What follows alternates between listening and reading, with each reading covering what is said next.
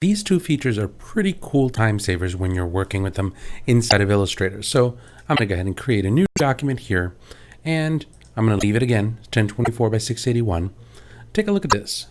I'm going to go ahead and I'm just going to create a rectangle tool. I'll drag one out right here, and I'm going to turn that into a color of red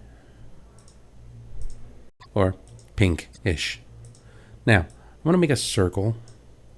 I'm going to draw out a circle, and then I'm going to draw out a star. So 1, 2, 3.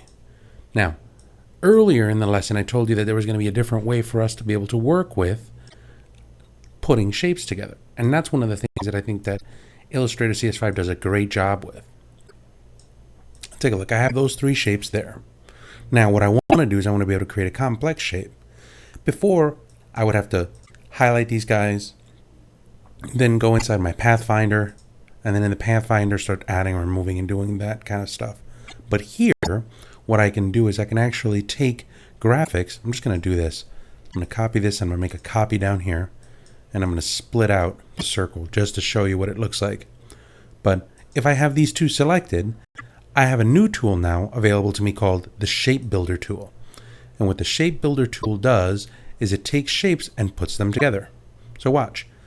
Right now, I hover over this one. You see that that gets grayed out. And this has to start with you highlighting a couple of different shapes. I have these two selected, so that's the way it works, right?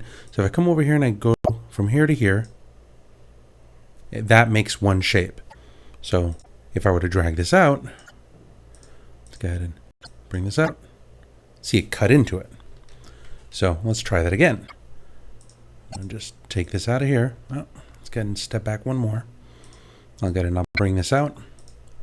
And now let's select these two again. And let's go ahead and grab the shape builder. And now watch what happens when I go 1, 2, 3. Automatically, that's a new shape. So it makes it a lot easier, definitely better than just sitting around and trying to use the Pathfinder. So Pathfinder be gone. Now, watch this.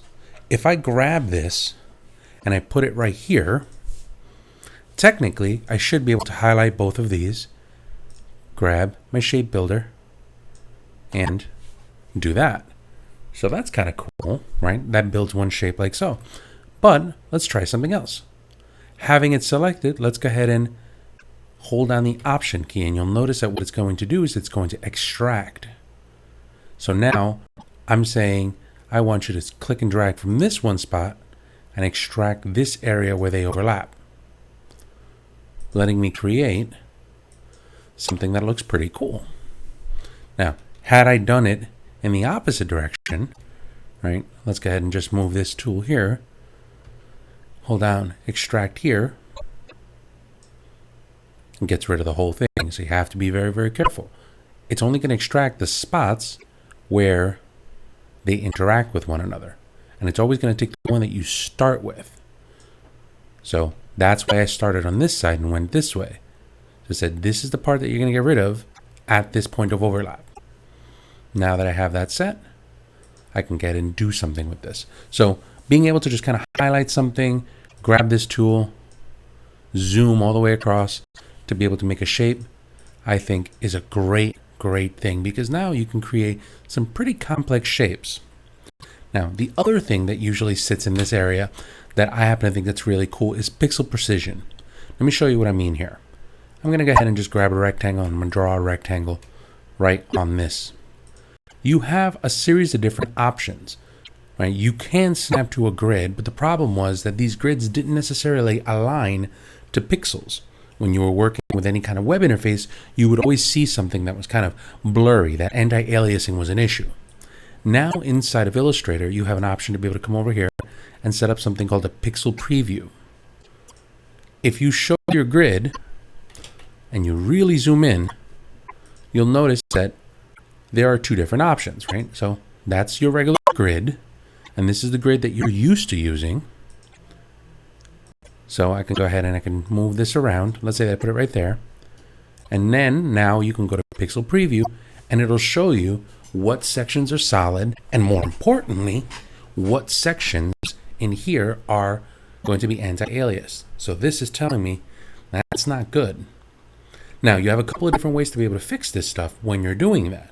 See, that's not good. That's not going to be very sharp. You could go under the View menu and make sure that you're snapping to try to get yourself as close as possible. Or under the Transformation section, you have the option to be able to grab this shape and align it to the pixel grid. Click on that. Notice it snaps it and it makes it very, very sharp. So this is a great way for you to be able to make sure that all of the text that you have or all of the items that you draw inside of Illustrator do really look as sharp as possible in things like Flash Catalyst or buttons or icons or anything that you design that's going to go on the web. So now you have the option to be able to draw boxes for text. And inside of here, what you can do is you can bring out text boxes that have different types of anti-aliasing. So notice right here we have sharp. You can get and select none, strong, and crisp. So you have different options that you can use to be able to take advantage of the sharpness in web graphics.